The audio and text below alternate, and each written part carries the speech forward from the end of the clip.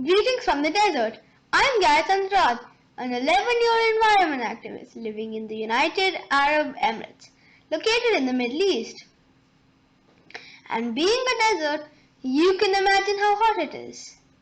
The highest temperature recorded in the UAE is about 50 degrees Celsius.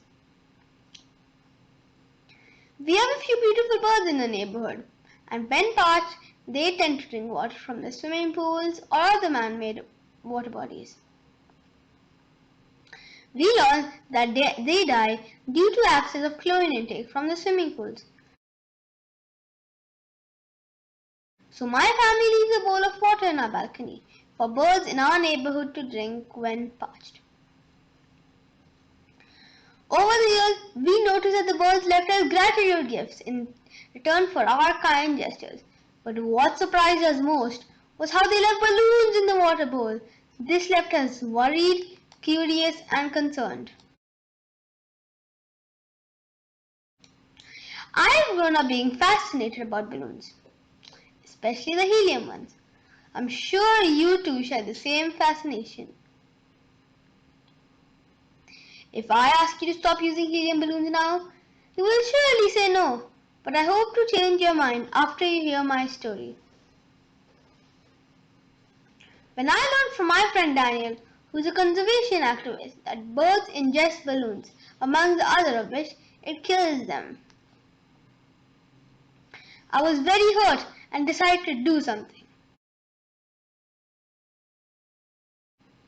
My conscious observations were increased after we noticed helium balloons flying around our community playgrounds, our beautiful beaches, indoor and outdoor parties, or even to celebrate corporate events. Corporates often release balloons in the air as an act of entertainment and thus becomes a nuisance when they reach in habitats occupied by wildlife.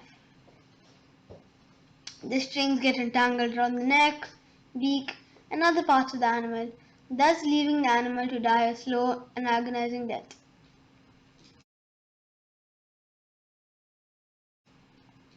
I also learned that helium is a rare gas and element and it should be used wisely. It is used in medical studies and research. In my opinion, this rare resource should not be used for our entertainment. Another fact is that helium-aluminium pet foil balloons often get stuck in electrical wires, causing a short circuit or a fire outage. This is a hazard. We can avoid such instances by not using helium balloons. Now if you recollect, I mentioned that we got gratitude gift balloons that the birds in our neighborhood left for us in the water bowl. My brother and I collected them, and when we collected enough, we created a bird collage out of them. We made a keen effort to educate everyone about the ill effects of balloons and even made many pleas to avoid usage and suggested sustainable decorative alternatives. I remember speaking up at family functions, group and school and church events, beach cleanups, and even to our guests at home. I don't think I spared anyone. When we read about any balloon release events, we would contact the group or organization and avert the balloon release successfully. But what a lot of people don't know is that I have a little brother who is just 3 years old then, who actively joined me on all my efforts. A reporter in our local newspaper decided to share about our efforts. On 7th November 2018, we made the headlines as Brothers Rise to Challenge of Ballooning Ecological Hazard.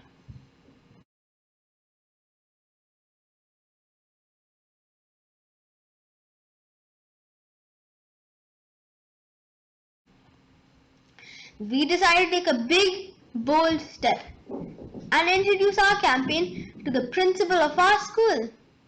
After she learned the ill effects of using balloons, she wholeheartedly declared our school as a no balloon zone. Now that made our day. Our principal, a true leader, made every effort to avoid using balloons for events in our school. We even began using colorful streamers as decoration instead of balloons.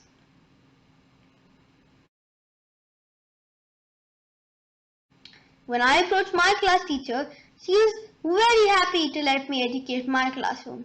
Of course, not everyone is happy to pledge about using balloons, but after they learned the ill effects, they joined us.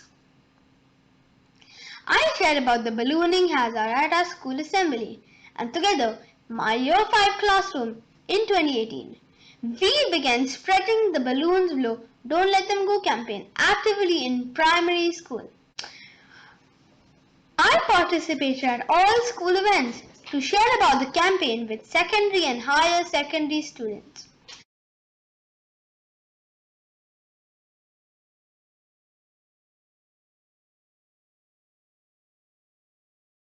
I took another bold step.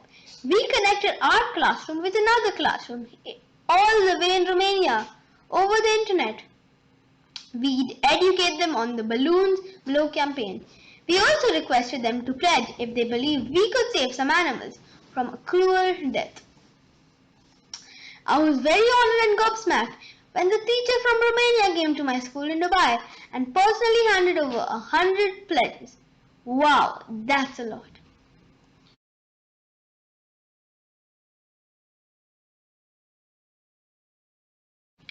I began collecting pledges to avoid using balloons, and when I was 8 years old, and now I'm 11, I've collected hundreds of pledges with the support of my teachers, my parents, my mentors, and everyone. So far, I've shared my campaign with corporates at community events, and I've also reached a phase in my life where I connect with senior citizens and mothers of my friends to support my mission. Our objective is to create a sustainable, reusable alternative decoration, such as cloth streamers instead of balloons. In my humble attempts, I hope to leave a legacy of sustainable behavior and teach grown-ups and children to coexist with nature harmoniously. Now let me ask you the question again. Will you pledge to stop using helium balloons?